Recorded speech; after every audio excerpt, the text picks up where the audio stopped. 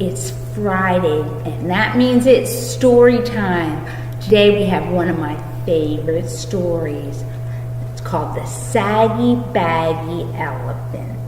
When I was 4 years old, this was one of my favorite books, and I still love it today. It's a fun one, so I want to share it with you. Are we ready? The Saggy, Baggy Elephant.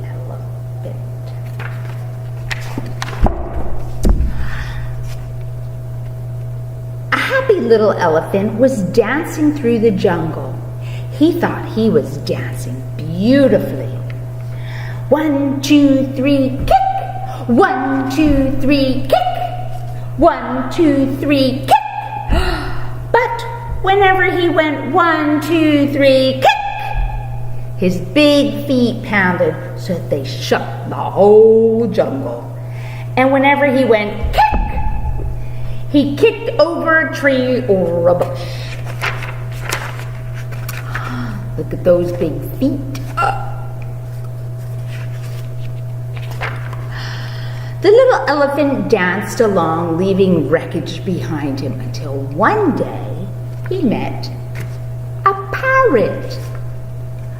"Why are you shaking the jungle all to pieces?" cried the parrot, who had never before seen an elephant. "What kind of animal are you anyway?"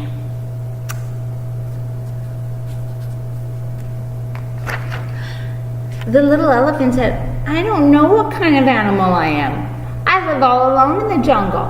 I dance and I kick, and I call myself Suki. It's a good sounding name, and it fits me, don't you think?" "Maybe," answered the parrot, "but if it does, it's the only thing that does fit you. Your ears are too big for you, and your nose is way too long for you, and your skin is much, much too big for you. It's baggy and saggy. You should call yourself Saggy Baggy." Suki sighed. His pants did look pretty wrinkled. "I'd be glad to improve myself," he said, "but I don't know how to go about it. What should I do?" "I can't tell you. I never saw anything like you in all my life," replied the parrot. Poor little Saggy Baggy. Poor Suki. The little elephant tried to smooth out his skin. He rubbed it with his trunk, but that did no good. He pulled up his pant legs, but they fell straight back into dozens of wrinkles. It was very disappointing, and the parrot's saucy laugh didn't help a bit. Just then a big tiger came walking along. He was beautiful, sleek tiger. His skin fit him like a glove.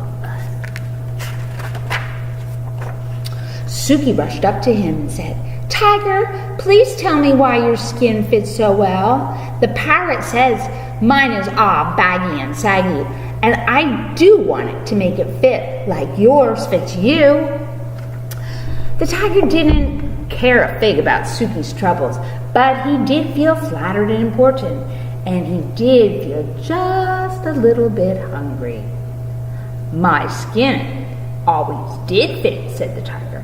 "Maybe it's because I take a lot of exercise, but," added the tiger, "if you don't care for exercise, I shall be delayed to nibble a few of those extra pounds of skin off of you."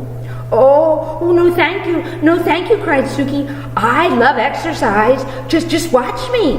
Suki ran until he was very well beyond reach. Then he did somersaults and rolled on his back. He walked on his hind legs, and he walked on his front legs. When Suki wandered down to the river to get a big drink of water, he met the parrot. The parrot just laughed harder than ever. "I tried exercising," sighed the little elephant. "Now I don't know what to do." "Soak in the water the way the crocodile does," laughed the parrot. "Maybe your skin will shrink." So Suki tramped right into the water.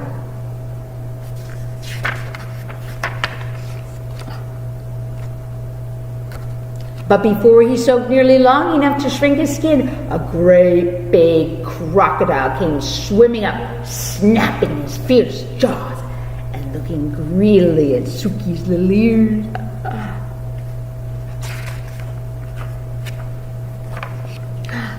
The elephant clambered up on the bank and ran away, feeling very discouraged. I'd better hide in the dark place where my bags and sags and creases and wrinkles won't show, he said. By and by, he found a deep, dark cave, a cueva. And with a heavy sigh, he tramped inside and sat down. Poor little Suki, look, he's crying. He's sad.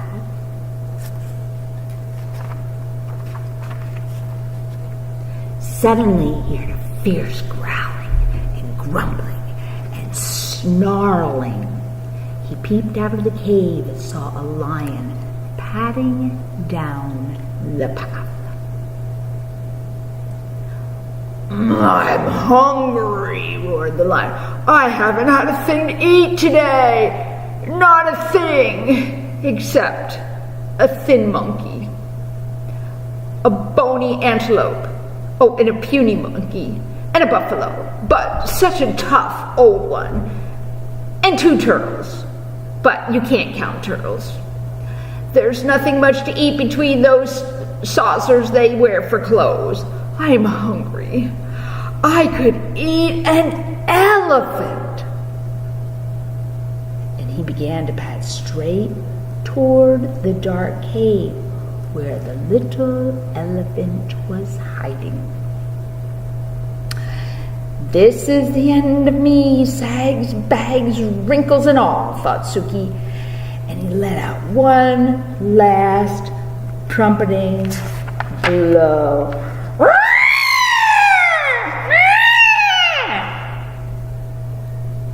Just as he did, the jungle was filled with a terrible crashing and awful stomping.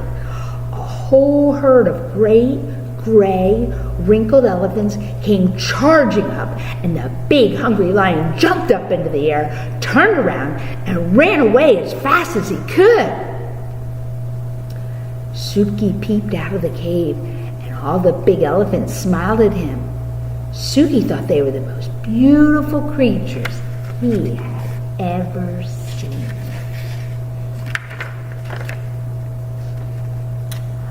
"I wish I looked just like you," he said. "You do," grinned the big elephant.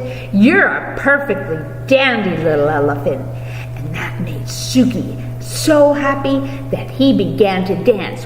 1, 2, 3, kick! 1, 2, 3, kick! 1, 2, 3, kick! Through the jungle with all those big, brave, friendly elephants behind him. The saucy parrot watched them dance, but this time he didn't laugh, not even to himself. And that's the end. See, that parrot wasn't very nice, was he? It's not fun to laugh at other children, is it? It's not. Everybody has things that maybe they don't like about themselves. Maybe they can't do things as well as other children. Whatever it is, God made us all very different, but we should never laugh at other people if they're not like us. And we should never laugh at people if they do something wrong. That's not kind, because we all make mistakes. Suki tried to change, but he couldn't. That's the way God made him. That's the way God made you, the way you are too. So you shouldn't be sad about it. If God made you with brown skin or black skin or white skin or purple skin or whatever skin you are, you thank God. If your hair's brown or white or red or whatever color, black, whatever your color is, that's the way God made you. If you're tall or short or gordo or flaca, that's exactly the way God made you. He made you that way for a special reason. We don't know why. God made me little because he had a job for me to do, work with children. So I'm little just like them. God made you special too, just like Suki.